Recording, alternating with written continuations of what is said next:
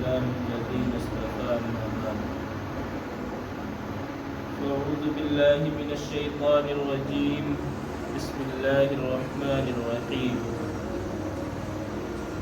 شهر رمضان الذي أنزل فيه القرآن. سبحان ربك رب العزة عما يصفون وسلام على المرسلين والحمد لله رب العالمين.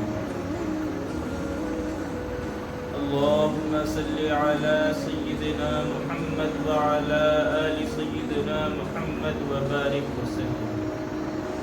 اللهم صل على سيدنا محمد وعلى آل سيدنا محمد وبارك وسلم. اللهم صل على سيدنا محمد وعلى آل سيدنا محمد وبارك وسلم.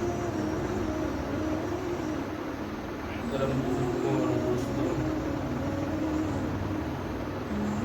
اللہ رب العزت کا احسان اور اس کا مزید کرم ہے کہ اللہ رب العزت نے ہم سب کو اپنے اس مبارک مہینے میں برقرار رکھا.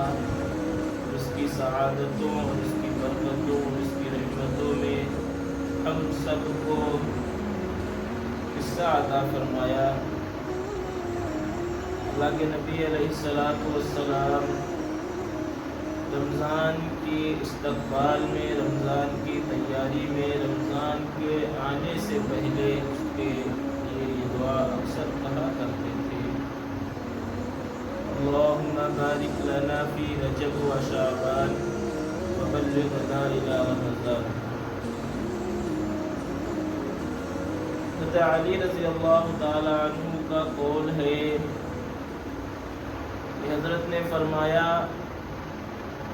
کہ اللہ رب العزت کو اگر اس امت کو جہنم میں ڈالنا ہوتا تو اللہ رب العزت اپنے بندوں کے لیے، اپنے محبوب کی امت کے لیے رمضان جیسا مقدس مہینہ نہ عطا فرماتا.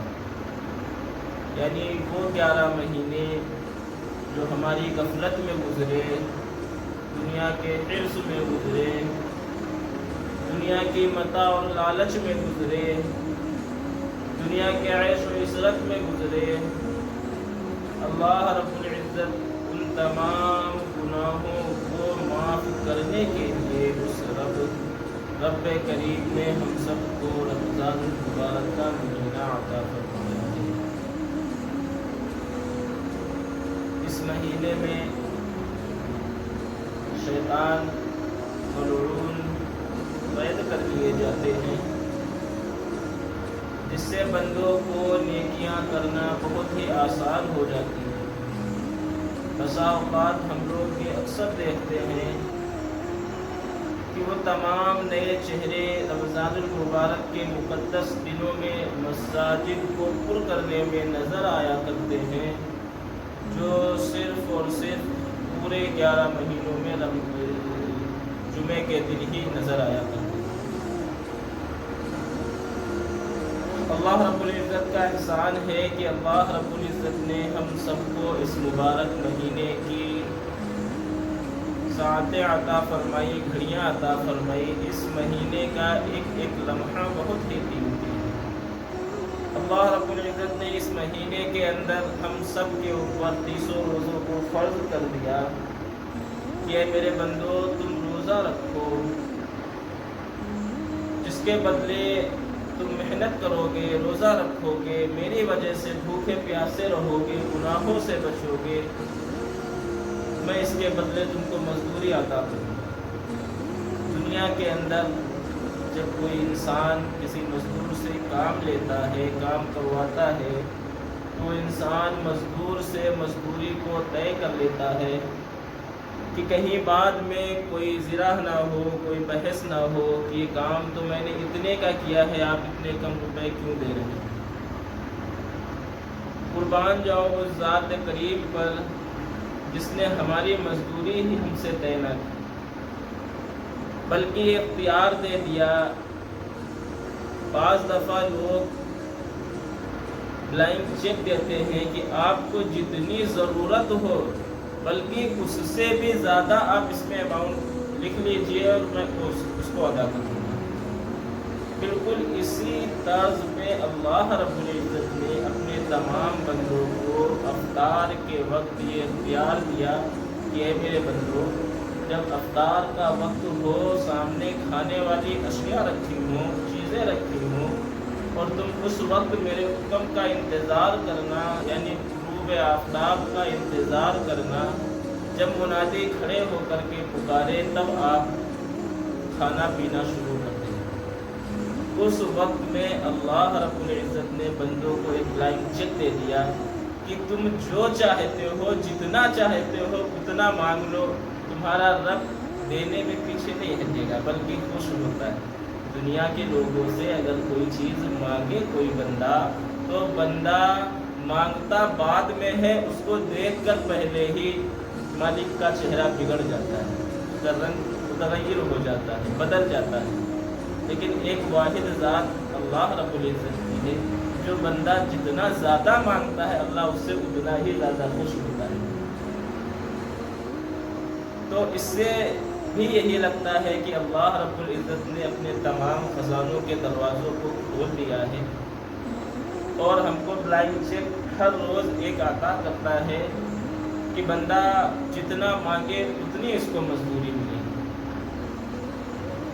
बसा औक़ात होता है कि हम लोग काहिल तो है ही, शुरू से काहिल हैं, हम लोग दुआ मांगने में भी सुस्ती कर जाते हैं। तो अल्लाह ने वो जो दुआ नहीं मांगते हैं उन लोगों के लिए भी, और बल्कि जो मांगते हैं उन लोगों के लिए भी मज़ीद एहसान का मामला फरमा दिया। वो क्या फरमाया कि रोज़ेदार के लिए पानी के अंदर मछलियाँ, हवा के अंदर परिंदे उसकी दुआएं मग़फ़िरत किया करते हैं। यानी बंदा अगर मांगने से कासिर रह गया, किसी काम में मशगूली की वजह से बंदा अफ्तार के वक्त दुआ ना मांग सका, तो अल्लाह रब्बुल इज़्ज़त ने जो मखलूक मुतय्यन कर रखी है कि तुम मेरे बंदे यानी रोज़ेदारों की तरफ से तुम इस्तग़फ़ार करो, मैं उस इस्तग़फ़ार को अपने बंदे की तरफ से कबूल फरमा दूँगा। लिहाजा अल्लाह रब्बुल इज़्ज़त उन जानदार की इस्तग़फ़ार से हम लोगों की बख्शिश फरमा दिया करता है, महरूम नहीं रखता है, अल्लाह दे देता है। क्या ही करीम ज़ात है हमारे अल्लाह कि बंदा मांगने से भी कासिर रह गया, उसके बावजूद भी अपनी दूसरी मखलूक को लगा देता है। क्या इससे भी करीम ज़ात कोई मिल सकती है? फिर भी हम दुनिया के कामों में मशगूल रहते हैं। अगर हम ये तय कर लें, ये इरादा कर लें कि देखो भाई, हमको 11 महीने जो अल्लाह रब्बुल इज़्ज़त ने 12 महीने अता किए हैं, उनमें से 11 महीने हम दुनिया के कामों में मशगूल रहेंगे, फ़राइज़ अदा करते रहेंगे, और जब रमज़ानुल मुबारक यानी बरकत वाला महीना आएगा तो हम ये महीना अपने अल्लाह रब्बुल इज़्ज़त की याद पर वक़्फ़ करेंगे। ये महीना इतना मुक़द्दस महीना है कि असलाफ़ फरमाते हैं कि इस महीने की एक साथ एक घड़ी बंदे को मलऊन से वली बनाने के लिए काफ़ी है। बंदा वो घड़ी हासिल कर पाए। हासिल कैसे होगी? इखलास से होगी, अल्लाह की याद से होगी, रसूलुल्लाह की सुन्नतों पर चल के होगी। हमको सब तमाम चीज़ें अपनी ज़िंदगी के अंदर लाना चाहिए। जब अल्लाह रब्बुल इज़्ज़त ने हमारी बख्शिश के तमाम दरवाज़ों को खोल दिया है हम पर, तो हमारा भी हक़ बनता है कि हम अल्लाह रब्बुल इज़्ज़त की दी हुई नेमतों का शुक्र अदा करें, और जो हमको मिल रहा है, अगर हमको मिल रहा है तो हम उसको लेने की भी कोशिश करें। मिसाल के तौर पर कोई दुनिया का अमीर और उमरा इंसान ये इंसान कह दे कि फ़लाँ वक्त पर आ जाना मेरे दरवाज़े पर, मैं फ़लाँ चीज़ों को तकसीम करूँगा।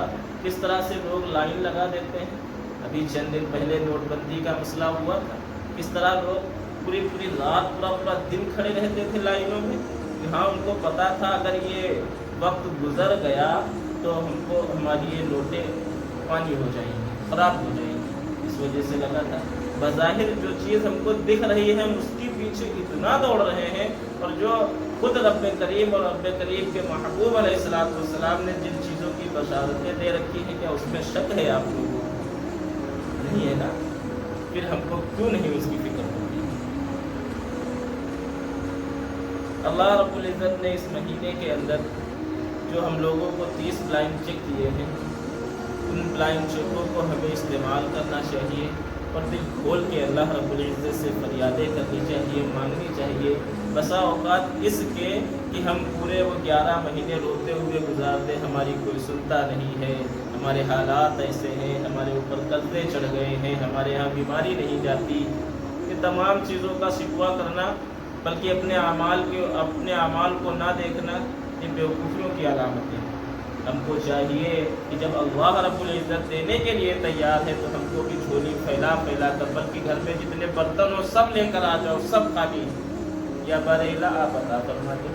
اللہ کے خزانے میں پھر بھی کمی نہیں آئے گی۔ اللہ وہ کریم ذات ہے، بلکہ خوش ہو کر کے دے گا ہم سب کو۔ اللہ ہم سب کو اپنے خزانے سے خوب عطا کرے، اور ہم سب کو خوب رو رو کے مانگنے کی، دل کھول کے مانگنے کی توفیق عطا فرما دیجیے۔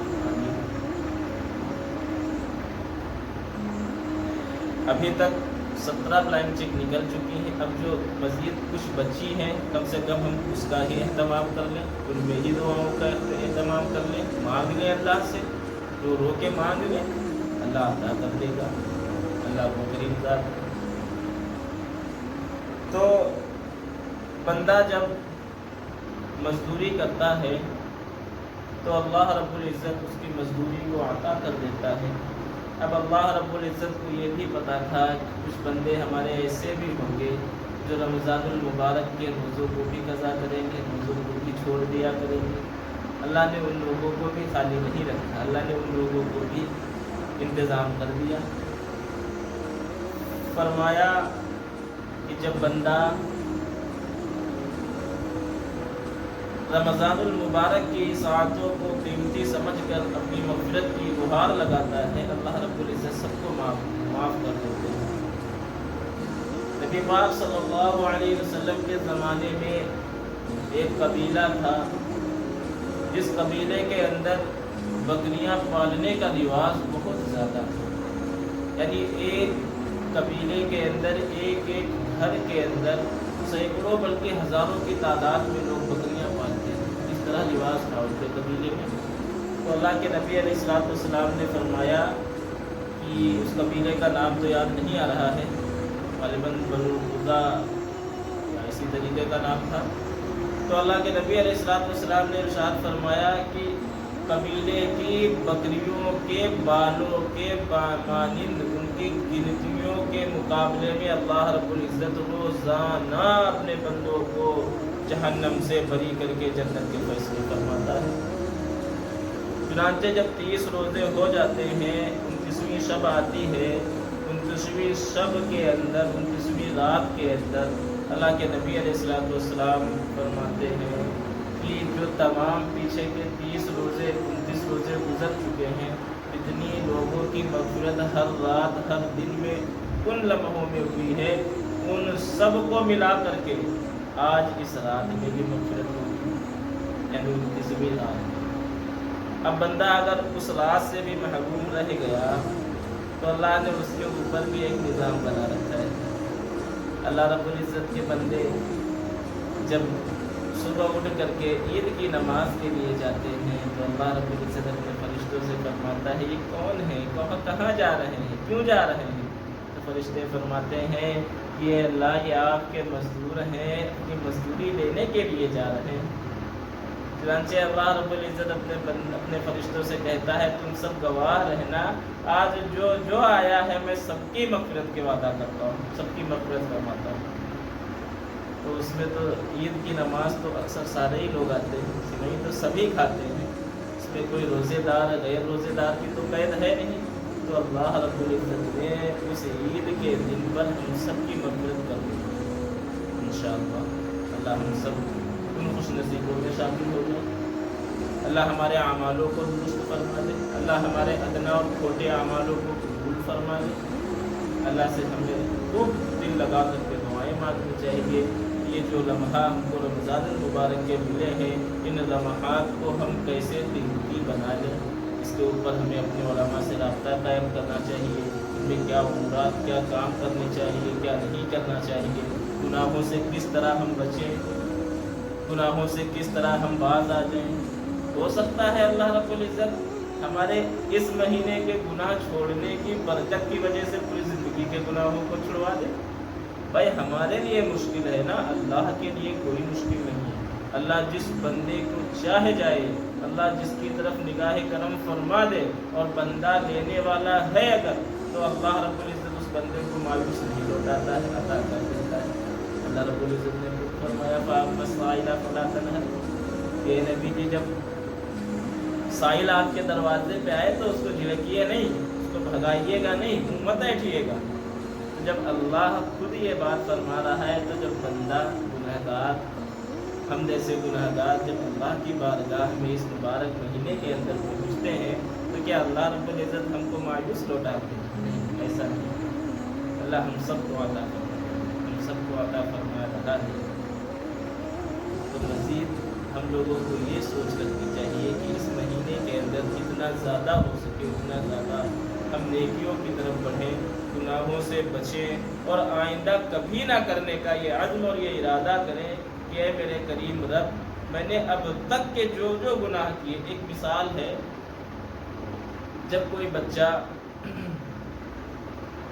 کوئی غلطی کرتا ہے، اپنے والدین کی بات نہیں مانتا ہے، کسی غلط صحبت میں پڑھ کر کے غلط کاموں کو کرنے لگتا ہے، تو کبھی ایسا ہوا ہے کہ کبھی کسی کی ماں نے یہ کہا ہو کہ میرا بیٹا غلط ہے یا میرے بیٹے نے یہ ایسا کیا؟ ہمیشہ یہی سننے میں آتا ہے کہ ماں وہی کہتی ہے کہ فلاں شخص تھے، ان لوگوں کی صحبت میں پڑھ کر کے میرا بیٹا بگڑ گیا، فلاں شخص تھے، ان لوگوں کی صحبت میں رہ کر کے میرا بیٹا بگڑ گیا۔ یہی نظام اس کریم صاحب کا ہے۔ اللہ رب العزت نے کبھی ایمان والوں کو دوش نہیں دلایا، کبھی ایمان والوں کی خطا پہ اس کو دوش نہیں دیا کہ یہ میرے بندے نے کہا ہے۔ والذین آمنوا اشد حبا للہ، ایمان والے تو اللہ رب العزت سے شدید محبت کرتے ہیں، لیکن اللہ رب العزت اپنے بندوں سے لا شدید، بے انتہا شدید محبت کرتا ہے، لا محدود محبت کرتا ہے، 70 ماؤں سے زیادہ محبت کرتا ہے۔ تو جب بندہ ان تمام کاموں کو، بچہ تمام کاموں کو چھوڑ کر کے اپنے گھر کی چوکھٹ کو کھٹکھٹاتا ہے تو کیا ماں یہ کہتی ہے کہ جاؤ جہاں سے آئے ہو وہیں جاؤ، وہیں کرو جا کے؟ ہم سمجھاتے تھے تم باز نہیں آتے تھے، بلکہ یہ سوچ کر فوراً اٹھ کے دوڑی چلی آتی ہے کہیں ایسا نہ ہو اس کا گروہ پیچھے سے آئے، اس کو پھر لے کر چلے جائے گناہوں کے دلدل میں، پھر غلط کام کی طرف اس کو دھکیل دیں۔ ترنت اٹھتی ہے ماں اور فوراً آ کر کے دروازہ کھولتی ہے اور بیٹے کو سینے سے لگا لیتی ہے۔ بالکل اسی طریقے سے اللہ رب العزت کے جب بندے 11 مہینے میں گناہ کر کے تھک کے آتے ہیں، تو جب اللہ کے دروازے پر بیٹھ کر اللہ کے سامنے گڑگڑا کر کہتے ہیں میرے کریم رب جو ہوا سب میری غلطی تھی، مجھے ایسا نہیں کرنا چاہیے تھا، اور میں آج سے وعدہ کرتا ہوں اور اپنے تمام گناہوں کی توبہ کرتا ہوں، اے میرے کریم رب آپ مجھے معاف فرما دیجیے، میری توبہ قبول فرما دیجیے۔ اللہ رب العزت 70 ماؤں سے زیادہ محبت کرتی ہے۔ کیا اللہ رب العزت ہم جیسے گنہگاروں کو نہیں اپنے سینے سے بھگائے گا؟ کیا ہم جیسے گنہگاروں کو اپنے دل سے بھگا دے گا؟ کبھی نہیں بھگائے گا، بلکہ وہ خوش ہو جائے گا جس طریقے سے ماں خوش ہو جاتی ہے کہ آئے میرا بچھڑا بیٹا مل گیا، اس طریقے سے اللہ ہم سب سے کہے گا آئے میرا دیکھو بندہ آ گیا۔ اے میرے دوستوں، ان تمام چیزوں کے اوپر غور کرنا پڑے گا۔ ہم نہیں سوچیں گے تو کون سوچے گا؟ یہ جنت بنائی کس کے لیے گئی ہے؟ بنائی تو ہم سب کے لیے گئی ہے۔ ہم نہیں جائیں گے تو کون جائے گا؟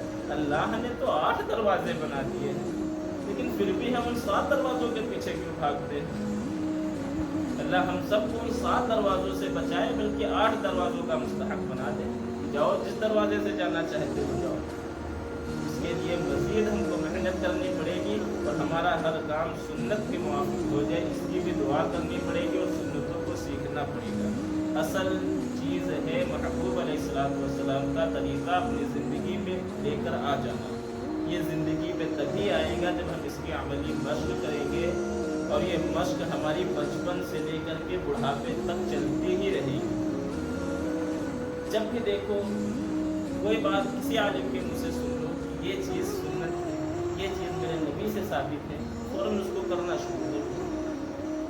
ہم صبح سے اٹھتے ہیں، شام میں سوتے ہیں، ہمارے نبی بھی صبح اٹھتے تھے، شام میں سوتے تھے۔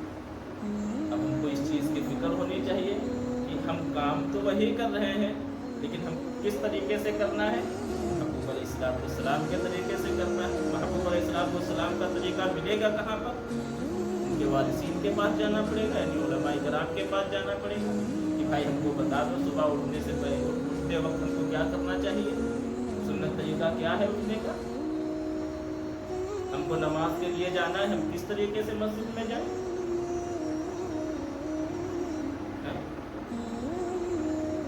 کس طریقے سے ہم کو آگے چل کے نماز پڑھنی ہے، اس کے آگے فجر کی نماز کے بعد کیا معمولات ہوتے ہیں، اللہ کے نبی علیہ السلام کیا کیا کرتے تھے، تمام چیزیں صبح سے لے کر کے شام تک جو روز مرہ والی جن کو کرنا بہت ہی زیادہ آسان ہے، کم سے کم ان کی طرف دوڑیں، ان کی تو فکر کریں، ان کو تو اپنے سنت طریقے سے لے کر آ جائیں۔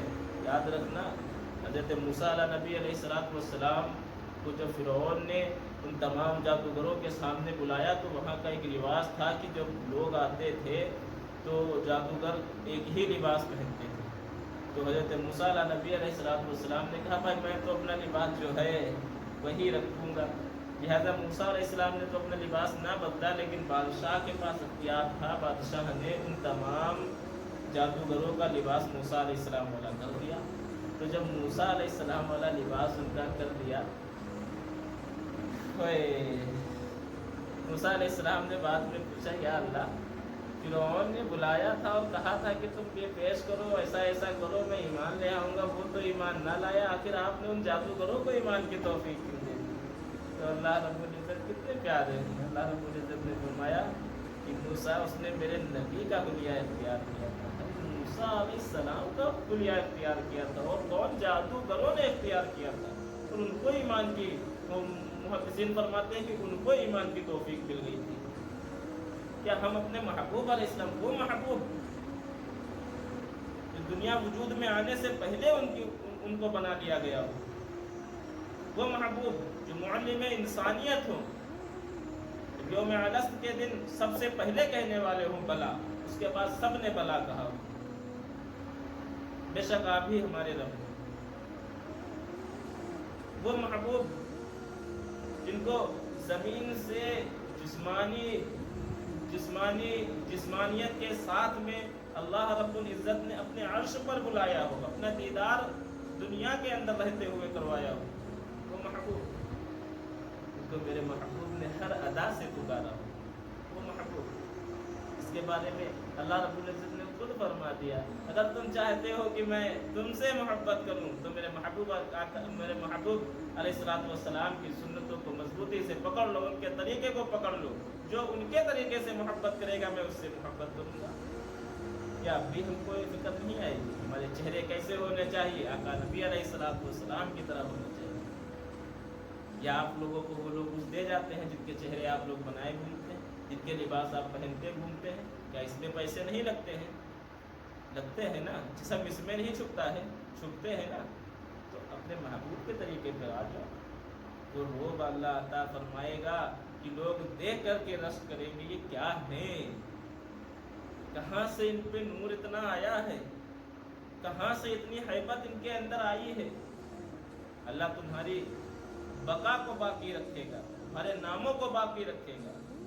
سیدنا آقا امام داد محمد رسول اللہ صلی اللہ علیہ وسلم کے جتنے بھی شہدائی گزرے ہیں، جتنے بھی عاشق گزرے ہیں، آج تک ان کے نام دنیا کے اندر موجود ہیں، اور کل قیامت کے دن تک ان کے ناموں کو لوگ دنیا میں موجود رکھیں گے اور لیتے رہیں گے اور پڑھتے رہیں گے۔